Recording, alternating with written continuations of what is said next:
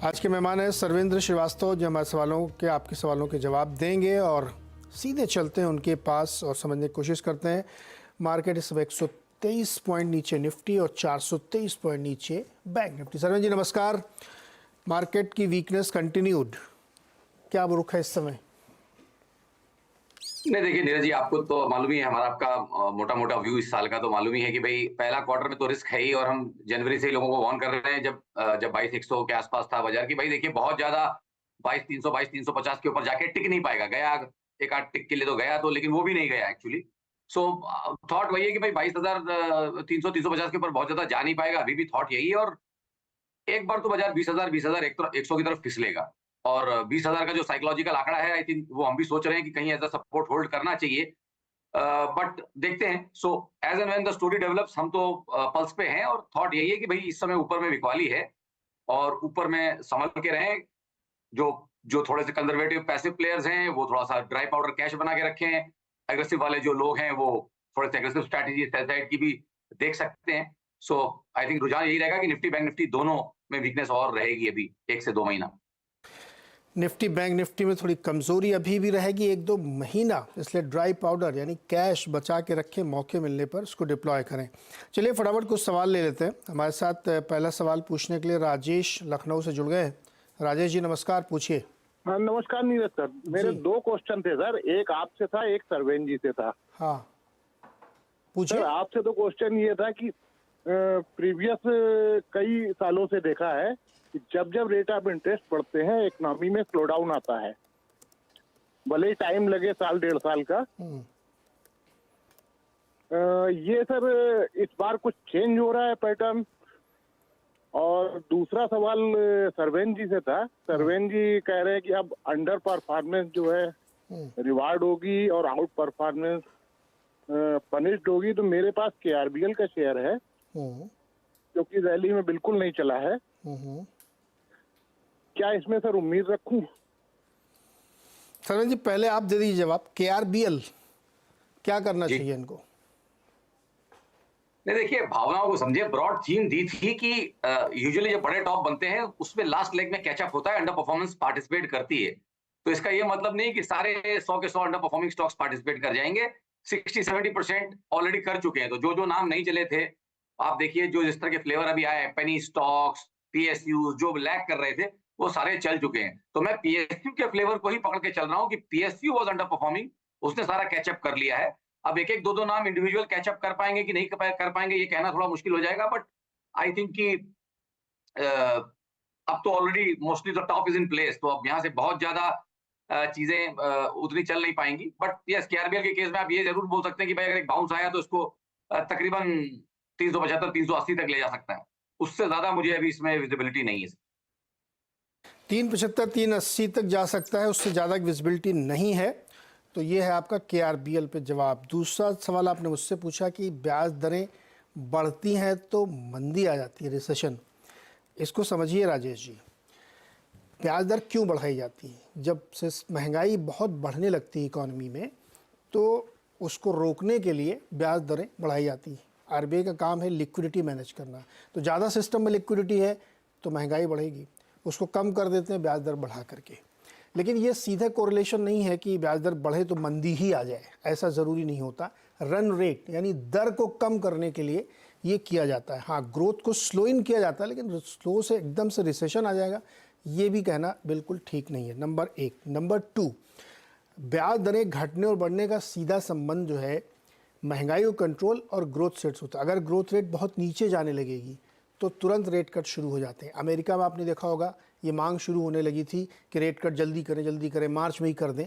लेकिन वहाँ की ग्रोथ रेट स्लो इन नहीं हो रही है। वहाँ के आप जीडीपी को देखें या दूसरे इकोनॉमिक इंडिकेटर्स देखें तो ऐसा लग नहीं रहा कि वो रिसेशन में जा रहे हैं या बहुत तेज़ी से स्लो हो रहे हैं। इसलिए रेट कट की जल्दी नहीं है, पहले इन्फ्लेशन मैनेज करना है। लाइकवाइज इंडिया में यहाँ पे भी हमारी ग्रोथ रेट अच्छी चल रही, मेंटेन चल रही है। महंगाई, फूड इन्फ्लेशन, जो हमारा फूड इन्फ्लेशन है वो स्टिकी है और वो ऊपर साइड में है, इसलिए रेट कटने की भी संभावना कम लग रही है और बहुत सारे फैक्टर्स उस पर प्ले होते हैं। तो डायरेक्ट कोरिलेशन नहीं है कि जैसे ही दर बढ़ेगी तो रिसेशन आ ही जाएगा, ज़रूरी नहीं है। लेकिन बहुत देर तक अगर ऊंची ब्याज दरें रखी जाती हैं तो ये संभावना बनती है। लेकिन आजकल के सेंट्रल बैंक्स और इकॉनमी इतनी सेंसिटिव है कि वो मंदी नहीं चाहेंगे, क्योंकि मंदी ज़्यादा बुरी चीज़ है इन्फ्लेशन के मुद्दे में। इन्फ्लेशन ग्रोथ का सिंबल है, इसलिए एक बार अब इन्फ्लेशन बर्दाश्त कर सकते हैं लेकिन मंदी बर्दाश्त नहीं कर सकते आप, तो इसलिए मंदी को रोकने के लिए ये तमाम उपाय किए जाते हैं। चलिए खैर, ये तो जवाब था राजेश जी ने जो सवाल पूछा था। सरवेन जी, एक सवाल अंबर एंटरप्राइजेस में है। स्टॉक आज 11% नीचे है, नतीजे खराब थे, तगड़ी पिटाई हो रही है, 3697 पे आ गया, और क्या लगता है इसमें? नहीं देखिए, थोड़ा थिनली ट्रेडेड शेयर है तो उतने बढ़िया, थोड़ा सा ज्यादा थिनली ट्रेडेड है तो थोड़ा सा हाई रिस्क एलिमेंट में चला जाता है, क्योंकि आपको निकलते वक्त और घुसते वक्त बेसिस पॉइंट्स ट्रेडिंग के समय ज्यादा देने पड़ेंगे। देखिए, ये गिरावट तो बहुत शार्प आ गई है, इसमें नो डाउट है, और आई थिंक इस तरह की अब डिसअपॉइंटमेंट्स आती रहेंगी, क्योंकि अब आपके पास मार्जिन ऑफ एरर कहीं पे भी ज्यादा नहीं है। अगर आपके जरा भी नंबर इधर उधर हुए तो मार्जिन ऑफ एरर बिल्कुल नहीं है। आई थिंक सब कुछ प्राइस इन है, या ज्यादा, सब कुछ से ज्यादा प्राइस इन है। तो थॉट यही है कि मुझे लग रहा है कि भाई 4500 का हाई तो मेरे ख्याल से यहाँ पे भी लग गया है, अब उसके ऊपर नहीं जा पाएगा, तो मतलब बाउंसेस ही आएंगे अगर आए तो। और अभी इमीडिएटली अगर आप देखें तो 2022 के लेवल्स के ऊपर ब्रेकआउट करके बैठा था, तो आई थिंक इमीडिएट बेसिस पे मैं देखूं तो ये लेवल्स थोड़े सपोर्ट एरियाज के आसपास रहेंगे शॉर्ट टर्म। तो यहाँ से 3500 3600 के आसपास आपको एक बाउंस मिल गया तो मैक्सिमम 4100 4200 जाएगा, और बाद में आके आपको ये 3500 के लोड टूटते हुए दिखने चाहिए, ऐसा मेरा मानना है। तो अगर किसी के पास है तो उछालों में निकलने की कोशिश करें और नेक्स्ट 15-20 दिन में इसमें से एग्जिट करने की कोशिश करें। उछालों में बेचने की राय अंबर एंटरप्राइजेस में। चलिए सरवेन जी रुकिएगा, बातचीत करते हैं स्कॉट्स कोवोटा के मैनेजमेंट से। कंपनी के तीसरी तिमाही के नंबर अच्छे आए, कुल आमदनी तो 2% बढ़ी लेकिन मुनाफा काफ़ी बढ़िया, 58% का उछाल देखने को मिला। एबिटा यानी ऑपरेटिंग नंबर से 66% बढ़ के आए और मार्जिन भी इम्प्रूव हुआ है। बातचीत करेंगे कंपनी के होल टाइम डायरेक्टर और CFO भरत मदान जी से। मदान सर, बहुत बहुत स्वागत है आपका सिनमिसी आवाज़ पर। नंबर काफ़ी स्ट्रॉन्ग आपने इस क्वार्टर में पेश किए हैं, लेकिन एक स्पेस जो ट्रैक्टर वाला है सर, वहाँ पे कमज़ोरी लगातार देखने को मिल रही है, क्या कारण है इसके? अभी आप देखिए, अगर पिछले कुछ महीनों में रूरल मार्केट थोड़ा स्ट्रेस में है, बस जो मानसून है वो थोड़ा इरेगुलर था इस बार FY24 में, और इसके वजह से रबी की जो सोइंग भी थी वो थोड़ी डिलेड रही, तो उसके कारण से पिछले 1-2 महीने से जो मार्केट है थोड़ा वो प्रेशर में है। तो जनवरी में भी हमने देखा इंडस्ट्री जो है वो 15% ड्रॉप हुई थी, हमारे वॉल्यूम भी 7% के आसपास ड्रॉप हुए थे। तो ओवरऑल जो साउथ और वेस्ट की मार्केट है वहाँ पे हमें ज़्यादा प्रेशर देखने को मिल रहा है, बिकॉज वहाँ पे डिपेंडेंस रेनफॉल पे काफ़ी ज़्यादा इरिगेशन के लिए, वहाँ पे इंडस्ट्री काफ़ी डीग्रो हुई है, ऑलमोस्ट 50% डीग्रोथ है कुछ मार्केट्स में, तो उसकी वजह से ओवरऑल इंडस्ट्री इम्पैक्ट है। बट नॉर्थ और सेंट्रल इंडिया की मार्केट जो है अभी काफ़ी पॉजिटिव दिख रही है, और हमारा जो मेन स्कॉट्स का देखा जाए तो मार्केट शेयर स्ट्रॉन्ग मार्केट जो है हमारी नॉर्थ और सेंट्रल इंडिया में ही है, इसलिए जो इंडस्ट्री का डिक्लाइन दिख रहा है, लेकिन हमारा इम्पैक्ट इंडस्ट्री के कंपैरिजन में काफ़ी कम रहेगा, जैसे हमने जनवरी में भी देखा। एक और सर जो आजकल बड़ा हाई ग्रोथ सेगमेंट माना जाता है रेलवे वाला, वहाँ पे भी हमने देखा 17-18% की वीकनेस आई रेवेन्यू में। रीज़न यहाँ मतलब दो जो सबसे ज़्यादा ग्रोथ वाले सेक्टर वहाँ पे वीकनेस दिख रही है।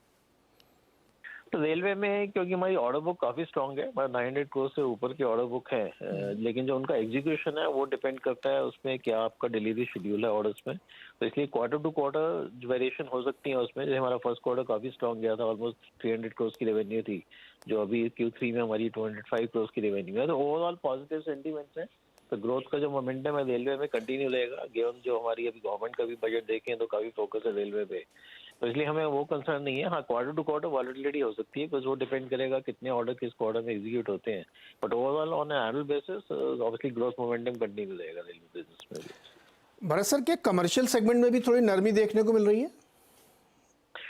हाँ, ट्रैक्टर इंडस्ट्री की बात करें तो कुछ सेगमेंट है जहाँ पे स्पेशली माइनिंग वगैरह है, जहाँ पे थोड़ा स्लो डाउन हुआ है, तो उसकी वजह से भी थोड़ा ट्रैक्टर की डिमांड पे इम्पैक्ट हुआ है। लेकिन कंस्ट्रक्शन इक्विपमेंट जैसे परसे की बात करें तो इंफ्रास्ट्रक्चर स्पेंडिंग काफ़ी अच्छी हो रही है, तो वहाँ तो हमारी 50% से ऊपर की ग्रोथ है एक्चुअली। तो हाँ, हॉले सेगमेंट में आप खोल सकते हैं, कुछ ट्रैक्टर इंडस्ट्री में इम्पैक्ट है, बट कमर्शियल इक्विपमेंट जो है उसमें हमारा बहुत पॉजिटिव मोमेंटम है अभी। ओके भरत सर, क्या गाइडेंस में कोई आप चेंज करेंगे या बरकरार रखेंगे FY24 के लिए? FY24 जो हमने बोला था, पहले हमने 2 से 3% की गाइडेंस दी थी इंडस्ट्री डिक्लाइन की, जो अभी हमें लग रहा है मिड सिंगल डिजिट की हमारी जो स्कॉट्स की जो है मिड सिंगल डिजिट की डिक्लाइन होगी, तो इंडस्ट्री में भी थोड़ा Q4 में ज़्यादा डिक्लाइन देखने को मिल सकता है। बस इस टाइम जो फेस्टिव सीजन भी है वो मार्च से शिफ्ट होकर अप्रैल में आ गया है, तो इसलिए मार्च वाला क्वार्टर जो है थोड़ा प्रेशर में रहेगा। बट ओवरऑल 6 से 7% का हमने बोला इंडस्ट्री का जो डिक्लाइन होगा, और उसके कंपैरिजन में स्कॉट्स का डिक्लाइन जो है may be mid single digit के आसपास ही रहेगा। मिड सिंगल मतलब वही 5-6% आपका भी? हाँ जी, 4 से 5% की डिक्लाइन की उम्मीद है हमें भी। अगर भरत सर, ये थोड़ा शायद प्रीमेच्योर होगा, लेकिन मैं कोई मानसून का आइडिया आप लोगों को लगा कि इस साल कैसा रहने की संभावना है?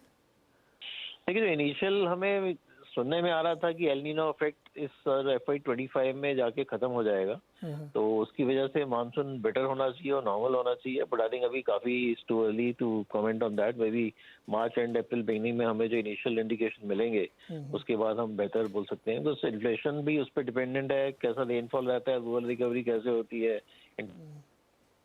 ओके, तो मतलब FY24 कुल मिला के थोड़ा Q4 खासतौर पर सबड्यूड जाएगा, और अब आगे डिपेंड इस बात पे करेगा कि मानसून कैसा है और खासतौर पर रिलीफ सेगमेंट और बढ़िया से कैसे इंप्रूव होता है। बड़ा सर, बहुत बहुत शुक्रिया हमारे साथ जुड़ने के लिए। Thanks a lot. या स्कॉट्स, सरवन जी स्कॉट्स में नजर डालिए, कैसा लग रहा है चार्ट पे आपको? देखिए, ओवरऑल तो स्टॉक इस मार्केट के हिसाब से देखें तो I think high top high bottoms में और ट्रेंड पॉजिटिव है यहाँ पे। तो long term medium term setups के ऊपर चल रहा है। शॉर्ट टर्म में ही ये जो आपकी अभी रेंज बन रही है, वो वही एक मेरे ख्याल से अब एक मोटा मोटी इसमें रेंज बनेगी। मुझे लगता है कि तकरीबन 2650-2700 के आसपास अच्छे सपोर्ट्स हैं, और ऊपर में 3100 3150 के ऊपर में कैप्स लगे रहेंगे, रेजिस्टेंस एरियाज हैं। तो आई थिंक 2650 से 3150 की रेंज है यहाँ पे, फिलहाल बीचों बीच चल रहा है, तो न्यूट्रल रिस्क रिवॉर्ड में है। बट बेटर स्टॉक है कंपेयर टू ओवरऑल जो हम ओवरऑल ब्रेथ देखते हैं बाजार की, उसमें जो चुनिंदा स्टॉक है उनमें ये बेटर है। 2650 के स्टॉप लॉस से अगर किसी को बने रहना है, जिसके पास है वो बने रहे, क्योंकि जिसके पास भी होगा आई थिंक मोटा मोटी प्रॉफिट में ही होंगे अगर 1-3 महीने से होल्ड किया है। ओके, तो ये रहा है कोटा में। अगला सवाल श्रीनिवास हैदराबाद से हमारे साथ जुड़ रहे हैं। श्रीनिवास जी नमस्कार, सवाल पूछिए sir. Very good morning to you and to entire staff of CNBC. And just let me know, sir, I have some PNB bank at the rate of 101, 5,000 shares. My target is around 200. But not only this, another central bank and Bank of Baroda and everything I'm in profit. Shall I book profit or shall I wait? This is only just temporary bit crashing. Okay, Just clarify. Till my target is till end of elections results. Okay sir, okay. Sarwan ji, Srinivas ji का सवाल ये है कि PNB 5000 share है 101 पर बाबा centre में, सब में एक थोड़ी सी वीकनेस दिख रही है। हालांकि इनका टारगेट PNB में 200 रुपये का है। क्या करना चाहिए? क्या इनका ये लक्ष्य रखना सही है, या इनको अब आपको वीकनेस दिख रही है, प्रॉफिट्स निकल जाना चाहिए? और बाकी सरकारी बैंकों पे भी एक सरसरी नज़र डालिएगा, खासतौर पर बाबा सेंट बैंक में। देखिए, पूरा PSU बास्केट का भी फ्लेवर है डेफिनेटली, और जिस तरह का भी ये टारगेट लेके चल रहे हैं, तो मुझे मान के चलना पड़ेगा कि इनका टाइम फ्रेम 18-24 महीने प्लस है। मतलब उससे कम में तो अगर आप ये चीज एक्सपेक्ट करेंगे तो फिर थोड़ा सा गलत हो जाएगा, क्योंकि आप ऑलमोस्ट 60% यहाँ से अपसाइड, 60-70% की अपसाइड आप देख रहे हैं। तो अगर उतनी बड़ी आप अपसाइड देख रहे हैं, तो मैं मान के चल रहा हूँ उनके पास 18-24 महीने का टाइम है, और अगर उनके पास वो टाइम है तो आई थिंक ट्रेड में बने रहे और डिसेंटली इन द मनी है। तो मुझे लगता नहीं कि इनको ज्यादा तकलीफ होनी चाहिए। अपने कॉस्ट के आसपास या उससे थोड़ा सा नीचे, साइकोलॉजिकल 100 मार्क के नीचे अगर एक स्टॉप लॉस लगा के बैठेंगे तो आई थिंक उस टाइम फ्रेम में इनको खड़े रहना चाहिए, इनको होल्ड करना चाहिए trade. Okay, so mister Srinivas, you keep on holding PNB but for 18 to 24 months, not less than that. अगला सवाल है मेरे साथ जो जुड़ रहे हैं सोमेश सुथार जालोर से। सोमेश जी नमस्कार, सवाल पूछिए। सर मेरे सर ये शेयर का लिया हुआ है सर 71 शेयर सर, वो 2.5 साल हो गए सर। सेल का? हेलो, हाँ सर, तो उसमें मैं क्या करूँ सर? 2.5 साल में सर अभी वापस लेवल आया था, वापस नीचे आ गया है। और दूसरा किस में लूँ, मेटल में लूँ, टाटा स्टील में या टाटा पावर में लूँ? दोनों में से कौन सा शेयर लूँ दूसरा ऐसे? एक मिनट भाई, आप टाटा में इतने विशेष प्रेम आपको क्यों है? सर ऐसे ही है। अच्छा, ऐसा ही है, ओके, कोई बात नहीं। सरवेन जी, पहले तो सेल में बताइए, 2.5 साल हो गए, 132 पे लिया था, अभी तो वहीं उससे 10 रुपये नीचे ही लटका पड़ा है, क्या चक्कर है ये? सर 2.5 साल तो छोड़िए, इसका टॉप जो है 2007-8 का है, तो सोचिए कि किसी के पास वहां से भी होगा। हर तरह के क्लाइंट्स मिलते हैं, हर तरह की चीजें रहती है, तो वहां से भी लोगों के पास होगा, तो उनके तो खैर भाव से अभी आधा ही है मोटा मोटी, क्योंकि तकरीबन 270 275 के इसके हाईज रहे हैं पहले। देखिए यही जो कैचअप का हम गेम कर रहे थे, तो 25 रुपए वाला ऑलरेडी अब 125 के आसपास आ गया है। काफी अच्छा कैचअप इसने मार्केट को लास्ट अगर आप देखें तो किया है। बहुत ज्यादा मुझे ऑनेस्टली 140 145 के ऊपर नहीं लग रहा है। मतलब आप एक 150 रुपए का एक साइकोलॉजिकल मार्क पकड़ के चले राउंड नंबर, उससे बहुत ऊपर तो अभी फिलहाल नहीं जाएगा। अगर इनके पास 12 महीने से प्लस का होराइजन है तो चाहे तो ट्रेड में बने रहें, बट मेरे हिसाब से उछालों में एक बार निकले, इनको वापस इस साल में एक बार 100 105 के आसपास लेने मिलेगा तो दोबारा एंट्री करेंगे तो कॉस्टिंग अच्छी हो जाएगी और थोड़ा प्रॉफिट ऊपर में बुक किए रहेंगे तो भी इनके लिए अच्छा रहेगा। अच्छा, दूसरा इनको टाटा स्टील या टाटा पावर में खरीदारी करनी चाहिए क्या? अरे देखिए नीरज जी, ये तो हमने बात की हुई है कि बाय कॉल के लिए 1 से 2 महीने तो एटलीस्ट वेट करेंगे। मार्केट कुछ सिग्नल्स दे दे कि हाँ भाई कुछ बेसेस बन गए हैं, तब फिर हम जाके बाय साइड के स्टॉक्स ढूंढना शुरू, मतलब स्टॉक्स तो हैं, उसके बाद हम वो कॉल्स देना शुरू करें। फिलहाल आई थिंक अवॉइड, नया इन्वेस्टमेंट अवॉइड। न्यू इन्वेस्टमेंट के लिए फ़िलहाल रुकना चाहिए, थोड़े दिन तक अभी रुकें, उसके बाद इसमें देखा जाएगा। सरवन जी, MCX 6.5% नीचे है, इसके रिजल्ट्स आए थे और ऑपरेशनली रिजल्ट बहुत अच्छे नहीं थे, इसीलिए बाजार ने इसको लाइक नहीं किया। 250 रुपये नीचे, 35.90, क्या राय बनती है आपकी? देखिए बहुत बढ़िया चल चुका है, 1200 वाला ऑलमोस्ट 3600 हुआ तो आपका 3 गुना पैसा यहाँ हो चुका है, और ऑन द बैक ऑफ बहुत सारा कमोडिटीज में एक्शन हुआ था। गोल्ड सिल्वर पीछे बहुत चले थे, गए साल में बहुत अच्छे रिटर्न्स दिए थे तो वॉल्यूम्स थे। अब आप देखिए कि गोल्ड सिल्वर क्रूड सब रेंजेस में फंसे हुए हैं लास्ट 3-6 महीनों में, तो मे बी आई थिंक वो भी एक कारण है यहाँ पे कि आई थिंक अब फ्लेवर वापस इक्विटी मार्केट का रहा, मिड कैप का रहा, तो कमोडिटीज को लोगों ने निग्लेक्ट किया। बट देखिए वो बिजनेस इनका अच्छा हो जाएगा मेरे हिसाब से। गोल्ड सिल्वर का दिन आने वाला है, इस करेक्शन के बाद फिर वो ऊपर ही के ब्रेकआउट होंगे, ऐसा मेरा मानना है।